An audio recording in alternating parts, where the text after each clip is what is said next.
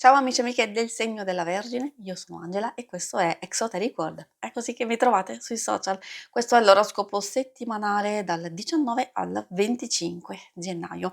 Prima di iniziare vi ricordo che è una stesa generica, prendete solo ciò che vi risuona e se volete potete integrarla col vostro ascendente. In descrizione trovate le recensioni dei mazzi usati e i link per acquistarli e anche i link alla playlist per conoscere il significato delle carte della Sibilla Lenormand e della Sibilla italiana. Vi invito a iscrivervi e abbonarvi al mio canale per sostenere il mio lavoro. Vi ringrazio moltissimo se lo farete o lo avete già fatto. E adesso possiamo partire con la lettura.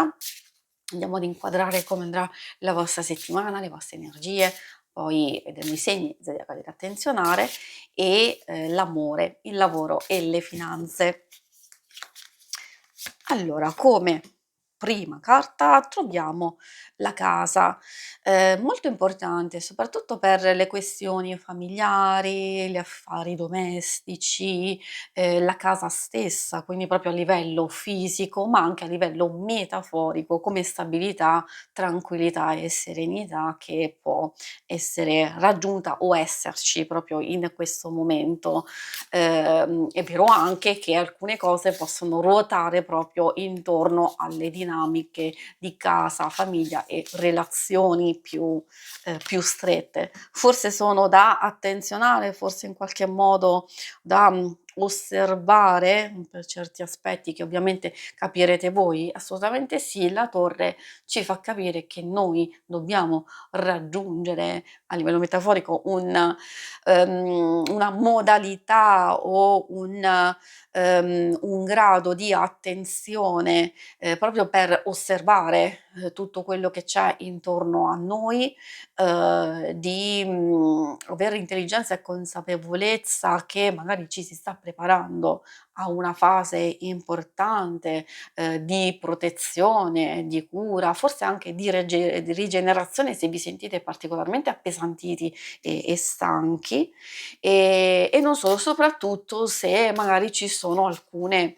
situazioni, da risolvere, magari a livello lavorativo, burocratico, legale, diciamo cose abbastanza importanti. Troviamo la scopa e la frusta, appunto, parliamo anche di conflitti, eventualmente di possibili, conflitti. La scopa, e la frusta, ha una doppia valenza in un certo senso. È vero che tende a portarci purtroppo dei litigi, dei confronti abbastanza accesi, oppure, dei giorni abbastanza impegnativi, magari di fare attenzione alle distrazioni per non, compiere degli, errori o stressarci particolarmente, però è anche una carta che ci consiglia di fare ordine e pulizia, soprattutto nelle questioni, pratiche degli vari impegni, quelli, più pesanti, alcune cose che abbiamo accumulato e quindi ecco, diciamo che le parole d'ordine sono queste, anche nel lavoro stesso: ordine e pulizia, fuori e dentro, di noi. I segni zodiacali da attenzionare particolarmente nella vostra settimana sono i segni di aria, Gemelli, Bilancia e Acquario, troviamo anche quelli di Terra, Toro, Vergine e Capricorno. E adesso andiamo a vedere per voi, l'ambito amore. Allora, vediamo cosa vogliono dirvi. Qui ovviamente andiamo a vedere le relazioni, diciamo più importanti, o coppia single, però anche alcune possono fare riferimento alle amicizie, alla famiglia stessa.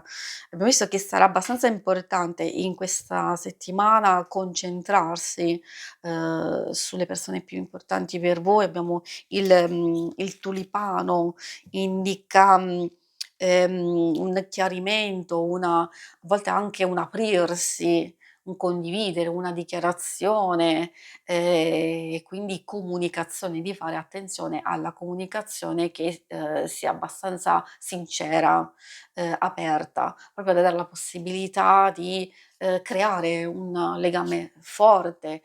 Magari c'è bisogno di prendere un'iniziativa coraggiosa, di mettersi in gioco in qualcosa, di portare o riportare equilibrio nella vostra vita tra amore, lavoro e altre, incombenze. Quindi abbiamo fattore comunicazione abbastanza, importante. Anche qui parliamo di fare attenzione, la prudenza, perché ci può essere un po' di tensione, di incertezza e di stress che automaticamente va a riflettersi nella coppia stessa. Sono cose che si possono superare di poco conto, a meno che ci possono essere quelle situazioni un po' più critiche dove queste situazioni esterne veramente diventano, pesanti ed ingombranti. Allora qui ci vuole particolare appunto riguardo. Il Giglio porta serenità, porta la possibilità di ritrovare, intesa, recuperare, tempo, diciamo spazio per voi o anche il sentimento stesso, quindi aiuto, protezione, rispetto reciproco, soprattutto in quelle situazioni un po' più compromesse, più critiche e quindi direi che si trova quell'attimo di pace e di serenità.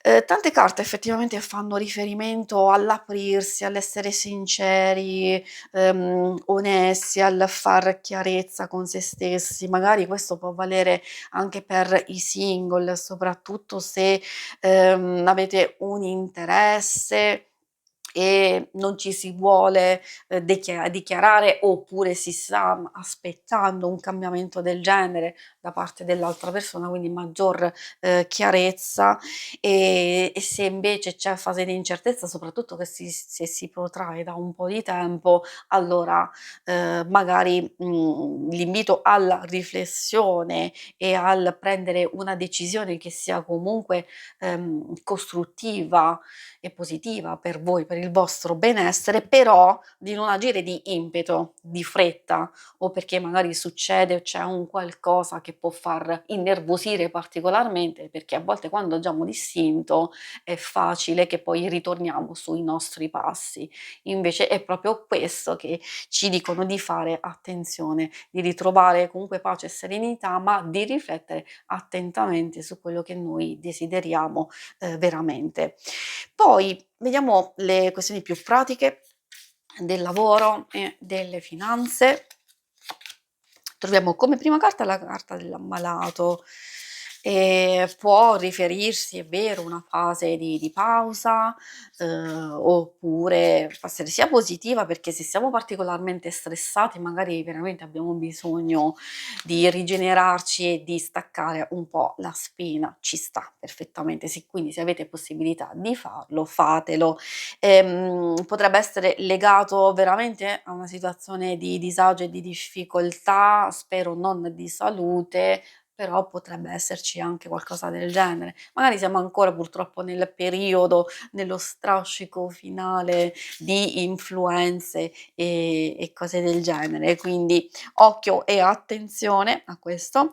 A parte queste situazioni in senso lato, queste carte ci fanno capire che se abbiamo bisogno sia di riposarci oppure di riflettere attentamente su alcune cose, meglio farlo adesso prima di procedere e quindi di non lasciarci trascinare da alcune situazioni, da alcune cose che magari ci possono venir dette, oppure alcune informazioni, altre che stanno accadendo intorno a noi. Ecco perché dobbiamo far, spazio e, valutare, perché la lucidità, potrebbe essere un po' offuscata in alcuni momenti, quindi ecco perché secondo me le carte stanno continuamente invitando alla calma, al riprendere il controllo di se stessi, delle proprie emozioni, perché secondo me è facile che qualcuno ci faccia perdere la pazienza, purtroppo. Quindi, se avete poi bisogno di aiuto, di collaborazione, non è con un atteggiamento, un po' troppo energico che si può riuscire ad ottenere, certe cose. E quindi, occhio, valutate, fermatevi, anche per chi è alla ricerca di lavoro magari è un momento di pausa, ma di riflessione che potrebbe essere molto proficuo per voi. Si conclude qui la lettura, vi ringrazio per avermi seguita. Se volete tanto a destra trovate il logo per iscrivervi al canale, mentre in basso trovate le schermate per vedere il vostro oroscopo mensile e lunare quindicinale. Alla prossima, vi auguro una buona settimana. Ciao!